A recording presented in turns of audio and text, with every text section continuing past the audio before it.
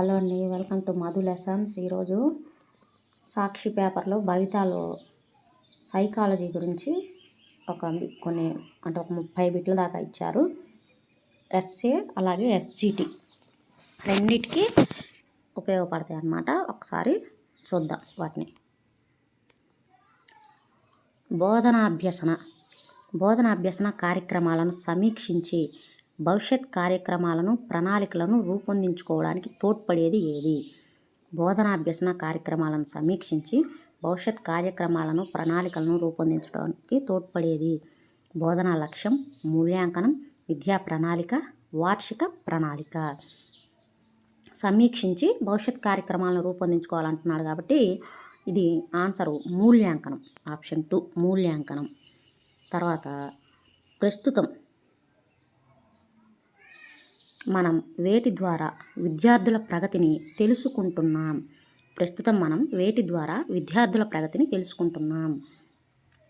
నికషలు, పరిగణనం, రాత పరీక్షలు, మూల్యాంకనం. నికషలు, పరిగణనం, రాత పరీక్షలు, మూల్యాంకనం. వేటి ద్వారా తెలుసుకుంటున్నాం?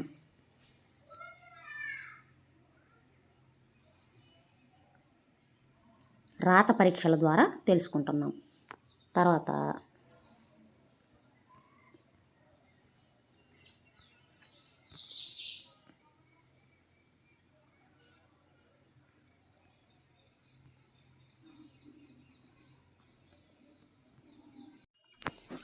ప్రస్తుతం మనం వేటి ద్వారా విద్యార్థుల ప్రగతిని తెలుసుకుంటున్నామంటే రాత పరీక్షల ద్వారా తెలుసుకుంటున్నాం, ఆప్షన్ 3.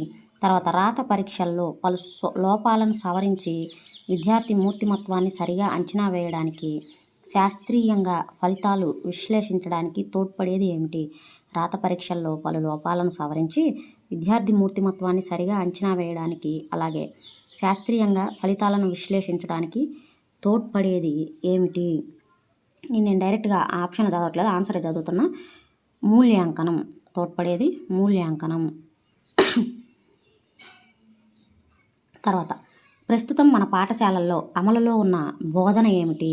మన పాఠశాలల్లో అమలులో ఉన్న బోధన సామర్థ్యాధారిత బోధన. బోధన అభ్యసన ప్రక్రియ ద్వారా లభించే ఫలితాలను అంచనా వేయడాన్ని ఏమంటారు? బోధన అభ్యసన ప్రక్రియ ద్వారా లభించే ఫలితాలను అంచనా వేయడాన్ని ఏమంటారు? మూల్యాంకనం అంటారు. శిశువుల సమగ్రాభివృద్ధిని అంచనా వేసే సాధనం ఏది? శిశువుల సమగ్రాభివృద్ధిని అంచనా వేసే సాధనం మూల్యాంకనం. శాస్త్రీయ పద్ధతుల ద్వారా, పలు సాధనాల ద్వారా విద్యార్థుల విద్యార్జన స్థాయిని తెలియజేసేది ఏది? మూల్యాంకనం. భాషా నైపుణ్యాలను, సామర్థ్యాలను, బోధనా లక్ష్యాలను ఎంతవరకు సాధించామో తెలియజేసేది ఏమిటి? భాషా మూల్యాంకనం. విద్యార్థి ప్రవర్తనలో వచ్చిన పరివర్తనను తెలియజేసేది ఏమిటి? విద్యార్థి ప్రవర్తనలో వచ్చిన పరివర్తనను తెలియజేసేది కూడా మూల్యాంకనమే.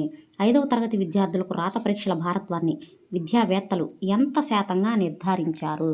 రాత పరీక్షల భారత్వాన్ని ఎంత శాతంగా నిర్ధారించారంటే 70% నిర్ధారించారు. మూల్యాంకనానికి ప్రాతిపదికలు అయిన బోధన అభ్యసన సామర్థ్యాల ఆధారంగా జరిగే మూల్యాంకనాన్ని ఏమంటారు? మూల్యాంకనానికి ప్రాతిపదికలైన బోధన అభ్యసన సామర్థ్యాల ఆధారంగా జరిగే మూల్యాంకనాన్ని ఏమంటారు? సామర్థ్యాధారిత మూల్యాంకనం అంటారు. ఒక యూనిట్ లేదా పాఠం బోధించిన తర్వాత బోధనలో భాగంగా కూడా తప్పనిసరిగా నిర్వహించవలసిన మూల్యాంకనం ఏమిటి? బోధనలో భాగంగా తప్పనిసరిగా నిర్వహించవలసిన మూల్యాంకనం నిరంతర సమగ్ర మూల్యాంకనం. తర్వాత మూల్యాంకనంలో ఉపాధ్యాయులు ఎక్కువగా వినియోగించే సాధనం ఏమిటి? ప్రశ్నాపత్రం. అక్కడ ఆప్షన్లు చూసి మనం పెట్టాలన్నమాట. ఇక్కడ ఆప్షన్లు ఏమి ఇచ్చాడంటే ప్రశ్నాపత్రం, కృత్య నిర్వహణ, క్షేత్ర పర్యటన, మౌఖిక పరీక్ష అని ఇచ్చాడు. మూల్యాంకనంలో ఉపాధ్యాయులు ఎక్కువగా ఉపయోగించే సాధనం ప్రశ్నాపత్రమే.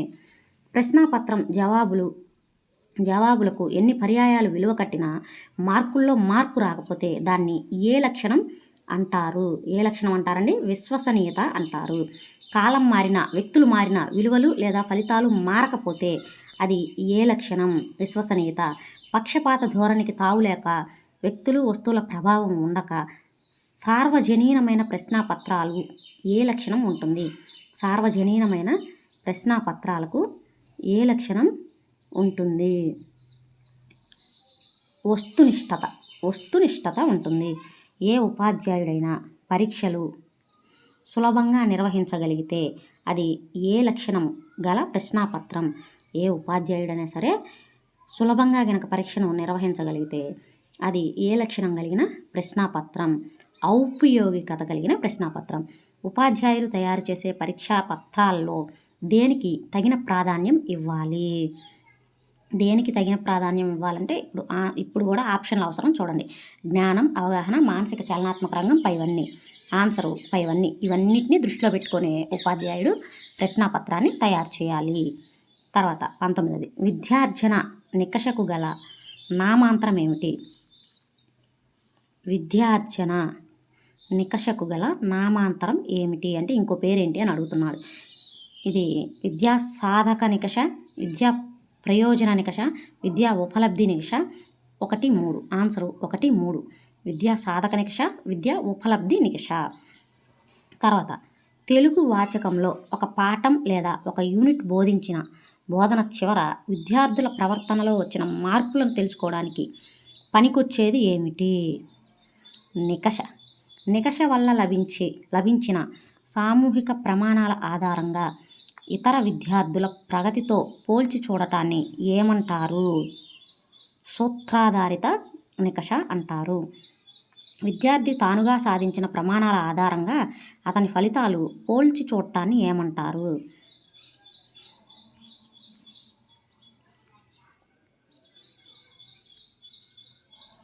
ప్రామాణికాధారిత నికష అంటారు. విద్యార్థులకు అభిప్రాయ వ్యక్తీకరణలో స్వేచ్ఛ ఉండే ప్రశ్న రూపాలు వ్యాసరూప ప్రశ్నలు. విద్యార్థుల సృజనాత్మక రచనా శక్తులను విచక్షణా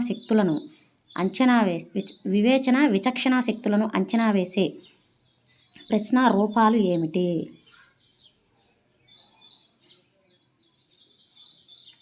వ్యాసరూప ప్రశ్నలు. లక్ష్యాత్మక ప్రశ్నలను ఇలా కూడా పిలుస్తారు.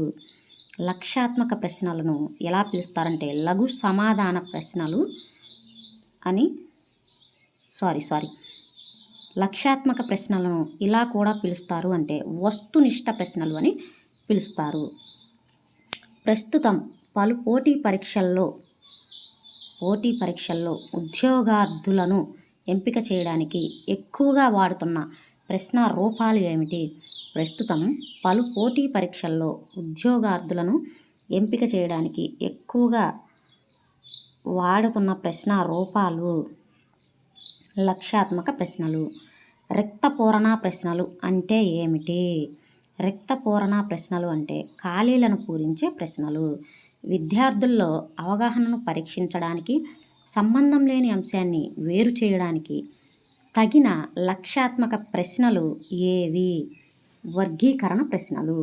ప్రశ్నాపత్రం తయారీలో జ్ఞాన లక్ష్యానికి ఎంత శాతం మార్కుల భారత్వాన్ని పాటించాలి? ప్రశ్నాపత్రం తయారీలో జ్ఞానం అనే లక్ష్యానికి ఎంత శాతం మార్కుల భారత్వాన్ని పాటించాలి? 32%. ప్రశ్నాపత్రం తయారీలో అవగాహన లక్ష్యానికి ఎంత శాతం మార్కుల భారత్వాన్ని పాటించాలి? 40%. బ్లూ ప్రింట్ను తెలుగులో ఏమంటారు? బ్లూ ప్రింట్ను తెలుగులో ప్రారూపిక లేదా నీలి నకష అని కూడా అంటారు. ప్రారూపిక. తర్వాత ఉపాధ్యాయులు రూపొందించే ప్రశ్నాపత్రాన్ని, ప్రశ్నల భారత్వాన్ని ప్రతిబింబించేది ఏమిటి? ప్రారూపిక. ప్రారూపిక అంటే నిర్దిష్ట ప్రశ్నాపత్ర ప్రణాళిక. విద్యా రంగంలో గ్రేడింగ్ విధానాన్ని ప్రతిపాదించిన కమిటీ ఏది? విద్యారంగంలో గ్రేడింగ్ విధానాన్ని ప్రతిపాదించిన కమిటీ జాతీయ విద్యా విధానం 1986. సిబిఎస్ఈ వారి గ్రేడింగ్ విధానం ప్రకారం చూడండి, సిబిఎస్ఈ వారి గ్రేడింగ్ విధానం ప్రకారం విద్యార్థి ఉపలబ్ధిలో A2 గ్రేడ్ శాతం మార్కుల రేంజ్ ఎంత? A2 గ్రేడ్ శాతం మార్కుల రేంజ్ ఎంత? 70 నుంచి 80 నుంచి 89%. సారీ అండి, A2 గ్రేడ్ అంటే 80 నుంచి 89%. తర్వాత CBSE వారి గ్రేడింగ్ విధానం ప్రకారం విద్యార్థుల ఉపలబ్ధిలో C1 గ్రేడ్ మార్కుల రేంజ్ ఎంత?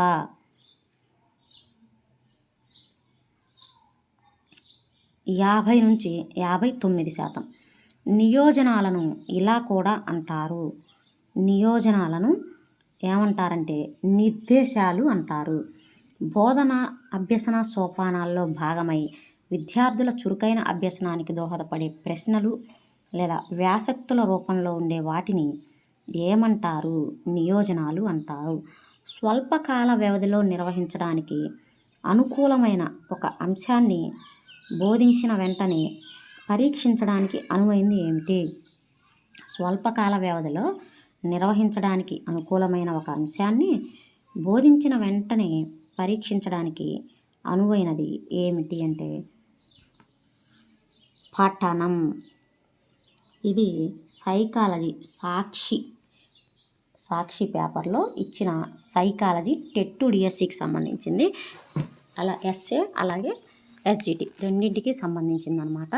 వీడియో నచ్చినట్టయితే లైక్ చేయండి, షేర్ చేయండి, అలాగే మన ఛానల్ని సబ్స్క్రైబ్ చేసుకోండి. Thank you for watching.